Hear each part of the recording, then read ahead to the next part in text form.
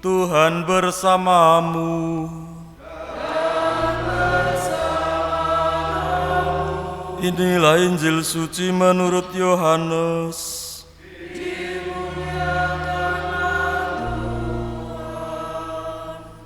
Sekali peristiwa, Yesus berangkat dari Samaria dan pergi ke Galilea, sebab ia sendiri telah bersaksi bahwa seorang tidak dihormati di negerinya sendiri.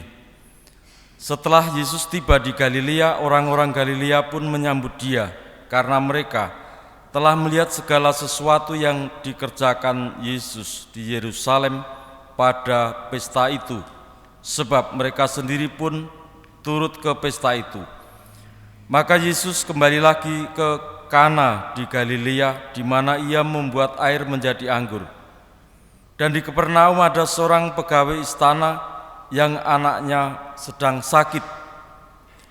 Ketika pegawai itu mendengar bahwa Yesus telah datang dari Yudea ke Galilea, pergilah ia kepadanya, lalu meminta supaya Yesus datang dan menyembuhkan anaknya, sebab anaknya itu hampir mati. Maka kata Yesus kepadanya, "Jika kamu tidak melihat tanda dan mukjizat, kamu tidak percaya." Pegawai istana itu berkata kepada Yesus, "Tuhan, datanglah sebelum anakku mati." Kata Yesus kepadanya, "Pergilah, anakmu hidup." Orang itu percaya akan perkataan yang dikatakan Yesus kepadanya, lalu pergi. Ketika ia masih di tengah jalan, hamba-hambanya telah datang kepadanya dengan kabar bahwa anaknya hidup. Ia bertanya kepada mereka, "Pukul berapa anak itu mulai sembuh?" Jawab mereka, "Kemarin siang pukul 1 demamnya hilang."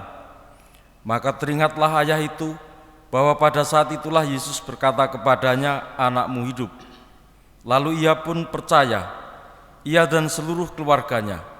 Dan itulah tanda kedua yang dibuat Yesus ketika ia pulang dari Yudea ke Galilea. Demikianlah Injil Tuhan. Terpujilah Kristus. Saudara sekalian, dua hal kita renungkan. Pertama, pengharapan yang dirasakan, yang didambakan oleh pegawai istana itu. Dia dengan sungguh-sungguh berharap bahwa anaknya hidup, dan pengharapan itu dijawab atau terjawab pada perjumpaannya dengan Yesus. Dan yang kedua adalah percaya. Ia yang mendengar perkataan Yesus, "Pergilah, anakmu hidup," membuat ia, bahkan tidak hanya ia sendiri tetapi beserta keluarganya percaya, karena apa yang dikatakan Yesus terjadi sebagaimana mereka berharap.